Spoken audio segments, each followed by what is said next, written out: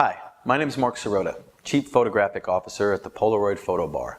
Welcome to our series of tips on better smartphone photography. Tip number 7, lighting.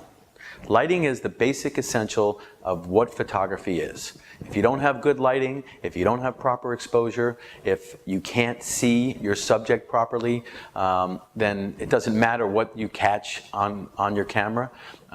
It's just, not going to take you very much.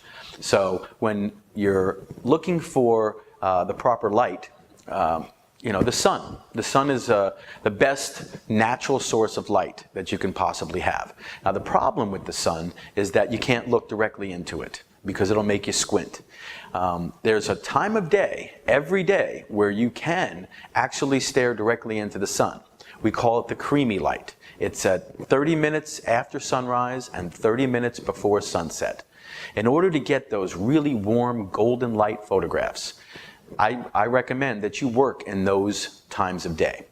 And that sunset light, by looking directly into the sun, you will get that warm golden light on the face. You will get a little catch light, a little round reflection of the sun in your eyes, which also makes that dark black area of the eyeball liven up a little bit and gives you some depth to your portraits.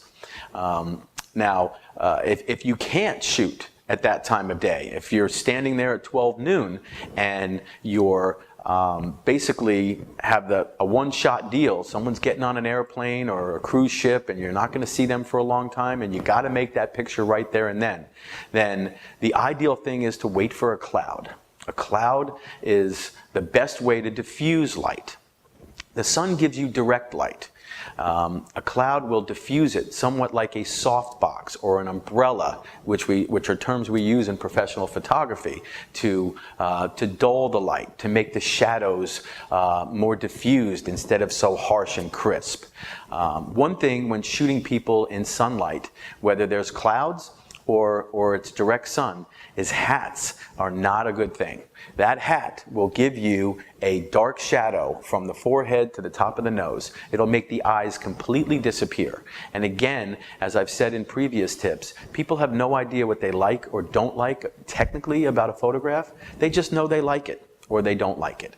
Wearing a hat outdoors in a portrait is a major no-no. So I would avoid that. So to summarize, in these two forms of light, direct light and diffused light, clouds over the sun will give you a diffused light look, and you can photograph with a hat.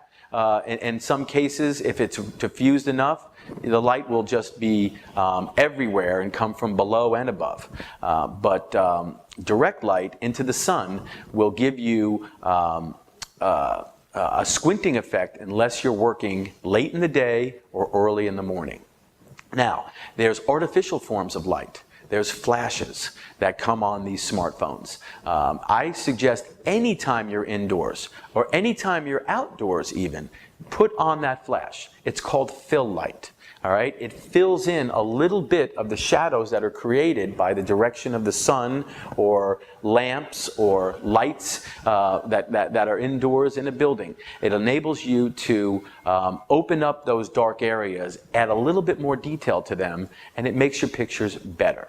Then, last but not least, there's bounce light. Bounce light means that the light is coming from one direction and bouncing off of another. Okay? A white wall is a good way. You get closer to a white wall and light will bounce off of it into your subject.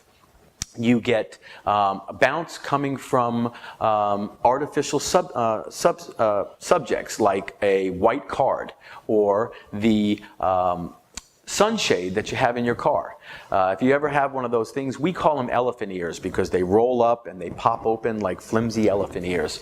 Those sunshades that you can buy at a convenience store for very cheap can also act as a very good source of fill and reflection. So to summarize, bounce light, fill flash are great ways to add some saturation, some detail, and a much stronger look to your photographs.